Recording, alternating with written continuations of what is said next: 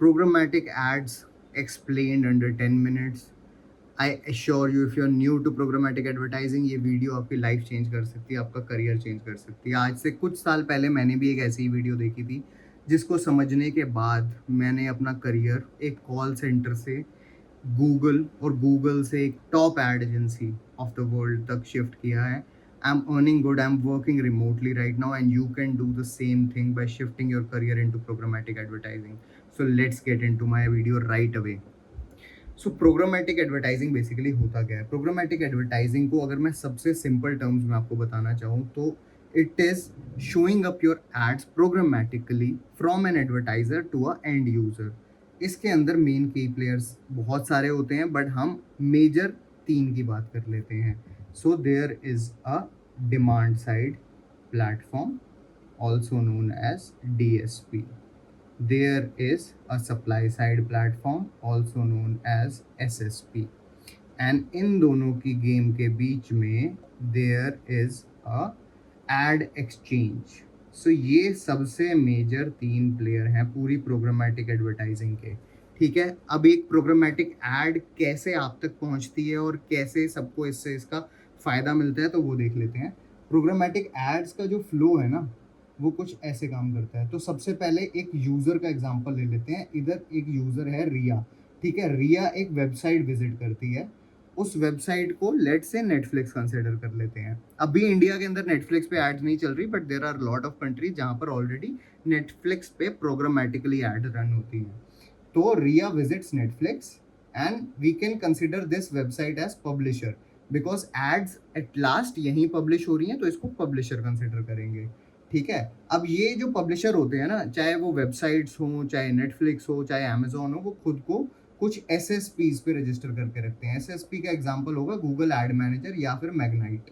हम यहाँ पर मैग्नाइट कंसिडर कर लेते हैं। तो नेटफ्लिक्स ने अपनी एड स्पेसेस को मैग्नाइट पे रजिस्टर कर दिया। अब वहां से ये एड जाती है एड एक्सचेंज के पास। ठीक है, कि रिया ने एक वेबसाइट विजिट करी, ये एक रिक्वेस्ट पहुंची SSP यानी गूगल एड मैनेजर या मैग्नाइट के पास।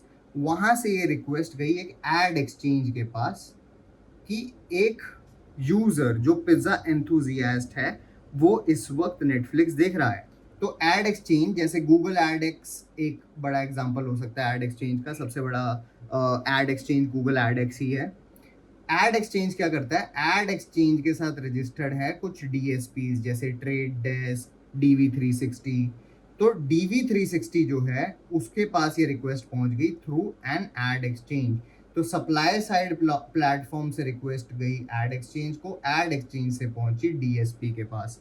अब DSP को मैनेज करने के लिए एनालिस्ट, अकाउंट मैनेजर्स, एजेंसीज में बहुत सारे मल्टीपल लोग उन DSPs पे काम कर रहे होते हैं। उन्होंने कुछ ऐसी टारगेटिंग सेट कर रखी होती हैं जो अगर रिक्वायरमेंट्स आपकी मीट होती हैं उन एड्स के लिए जो एडवर्टाइजर दिखाना चाहते हैं, तो आपकी ad in the end show हो जाएगी।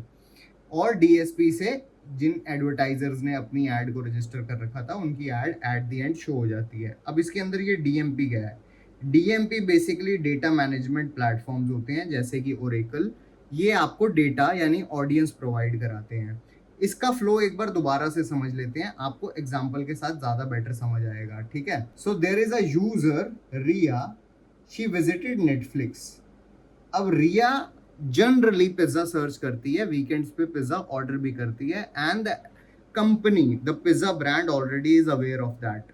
सो उन्होंने रिया को किसी रीटारगेटिंग लिस्ट में या फिर अपनी फर्स्ट पार्टी लिस्ट में ऑलरेडी ऐड कर रखा है, और वो उस यूजर को यानी रिया को अपनी एड शो करना चाहते हैं on a particular day, specially on Netflix, because they are aware when she is watching Netflix on a weekend she generally orders pizza. इसलिए वो अपनी एड इस वक्त रिया को दिखाना चाहते हैं। तो ये ऑटोमेटिकली हो रहा है कैसे? अब ये यूजर से रिक्वेस्ट पहुंची एक, जब जैसे ही उसने नेटफ्लिक्स विजिट किया, ये रिक्वेस्ट पहुंची सप्लाई साइड प्लेटफॉर्म पे।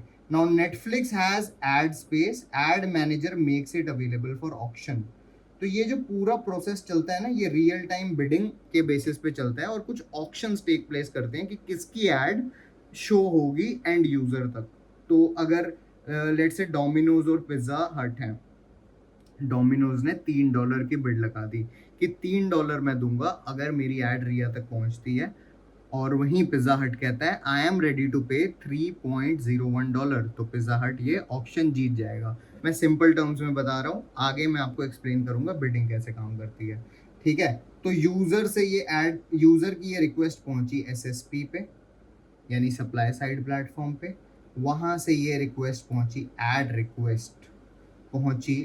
अब इस ऐड रिक्वेस्ट में है क्या, इसके अंदर है डिटेल्स ऑफ व्यूअर्स, लाइक उसका कौन सा डिवाइस टाइप है, क्या वो अपने टीवी पे ये ऐड देख रही है, अपने मोबाइल पे ऐड देख रही है, उसके इंटरेस्ट क्या है। जैसे अभी मैंने आपको बताया उसका इंटरेस्ट है नेटफ्लिक्स देखना वीकेंड्स पे, तो उसका इंटरेस्ट मैच हो गया एंड यूज़र के साथ, जो टारगेटिंग हमने प्रोवाइड करी थी एज पर एडवर्टाइजर्स नीड। अब ये ऐड रिक्वेस्ट पहुंचती है ऐड एक्सचेंज के पास। ठीक है, ऐड एक्सचेंज जैसे गूगल एडएक्स इसको रियल टाइम ऑक्शन में कंडक्ट करता है। रियल टाइम ऑक्शन क्या होता है, अब पूरी प्रोग्रामेटिक एड्स एक रियल टाइम ऑक्शन बेसिस पे काम करती हैं, वो मैं आपको सिंपल टर्म्स में समझा देता हूँ हाउ रियल टाइम बिडिंग और RTB works.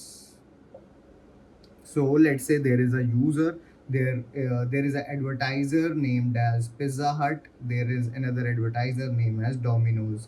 They both are competing for a single ad space on timesofIndia.com. Okay, just for example मैं आपको बता रहा हूँ, फिलहाल का एग्जाम्पल नेटफ्लिक्स था, बट timesofIndia.com पे वो दोनों अपनी एक ऐड दिखाना चाहते हैं यहाँ टॉप पे। ठीक है, अब इस कैसे डिसाइड होगा कि किसकी ऐड यहाँ पर किसको दिखाई जाए, तो उसका सिंपल वे है आरटीबी और रियल टाइम बिडिंग। अब जैसे आप सिंपल टर्म्स पे समझ लीजिए बिडिंग कैसे काम करती है। जैसे बाहर की दुनिया में for vegetable market, for stock market, for any market how bidding works, it's very similar कि इस डिजिटल मार्केटिंग की दुनिया में भी बिडिंग सेम वे पे काम करती है। तो अगर पिज्जा हट ने मैनुअल बिड लगाई, now there are two types of bids, one is a manual bid, one is a automated bid. ठीक है, हम इस वक्त एग्जाम्पल में लेके चलेंगे कि दोनों ने मैनुअल बिड लगाई। पिज्ज़ा हट ने $3 बिड किया 1000 इम्प्रेशंस के लिए। अब ये जो बिडिंग होती है ना, ये CPM बेसिस पे होती है, यानी कॉस्ट पर 1000 इम्प्रेशंस। सो पिज्ज़ा हट ने बोला आई एम रेडी टू पे $3 फॉर 1000 इम्प्रेशंस हेयर। डोमिनोज ने वहीं $5 बिड करने का रेडी हो गया कि आई एम रेडी टू पे $5। तो डोमिनोज ये बिड विन कर जाएगा ऑफ कोर्स, क्योंकि उसने ज़्यादा पैसे ऑफर करे हैं और वो चार्ज होएगा $3.1। तो ऐसे वो बिड विन कर जाएगा और उसकी ऐड यहाँ पर शो होगी। वापस चलते हैं हमारे फ्लो पे। तो ऐसे ऐड रिक्वेस्ट पहुँचती है ऐड एक्सचेंज के पास, रियल टाइम ऑक्शन होता है, and then from ad exchange this visits a DSP, जहाँ पर हमने सारी टारगेटिंग सेट करी है और जो आप सीखना चाहते हैं। तो आपका मेन जो गोल है वो इस पार्ट को समझना है, जो कि है DSP, यानी DV360 या ट्रेड डेस्क या Amazon, ऐसे बहुत सारे DSPs हैं। तो DV360 के पास ये रिक्वेस्ट पहुंचती है एंड वो मैच करता है कि is it a good placement on basis of what targeting has been set. ठीक है, अगर पिज्ज़ा हट कह रहा है मेरे को एज 18 to 35 के बीच की फीमेल जो कि वीकेंड्स पे नेटफ्लिक्स वॉच करती है वही चाहिए, तो ये टारगेटिंग मैच कर रही है अभी रिया के साथ। तो ये टारगेटिंग मैच कर जाती है, उनकी ऑडियंस लिस्ट के अंदर है जो ऑलरेडी उनसे पिज़्ज़ा खरीदती है। जब ये सब मैच कर जाता है तो हमारी ऐड शो होती है। और उसके बाद सेकंड होता है how much should we bid, कितना बिड करना है, ये भी बहुत इंपॉर्टेंट होता है। उसके बाद हमारी ऐड शो होती है, मतलब एडवर्टाइजर की ऐड शो होती है। सो ये वीडियो मैंने बिल्कुल बेसिक पर्सपेक्टिव से बनाई थी। अगर आपको इसमें कोई भी वैल्यू मिली हो, so do not hesitate to subscribe to my channel, as I am bringing out more and more videos on programmatic advertising, more digital advertising, Google Ads, Cloud API, MCP, everything. So stay tuned. Have a great day ahead. Bye bye.